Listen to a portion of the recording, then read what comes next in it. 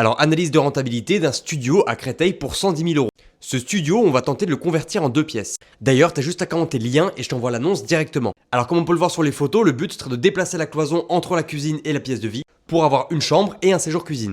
Quand on regarde l'annonce, on voit que les charges elles sont énormes, elles sont de 2600 euros par an. Après, c'est normal, on a le chauffage qui est dedans. Alors à Créteil, le rendement moyen, normalement, il est à 6,8. Nous, tu vas voir qu'on est au-dessus de ça. Et c'est une ville qui se situe vraiment juste à côté de Paris. Donc on est juste derrière Maison-Alfort, on a le métro 8. Alors là, on n'est pas dans le quartier le plus proche du métro, mais il y a le métro quand même. Alors l'enveloppe totale, elle est de 120 000 euros et on va négocier de 10 000 euros. Enveloppe totale, c'est prix d'achat, travaux, frais de notaire. Pour ce qui est des charges, et notamment des charges de copro, j'ai mis 800 euros à la charge du propriétaire parce qu'on va récupérer une partie sur le locataire. On va louer l'appartement 900 euros hors charge et 150 euros de charge. Le locataire n'aura pas à payer le chauffage, c'est déjà dans les charges. En termes d'apport, on met à peu près 20%, 25 000 euros, et en termes de travaux, j'ai mis 15 000 euros. On récapitule, on va louer 900 euros hors charge, on va avoir des charges et mensualités de 762 euros, donc un cash flow de 147 euros.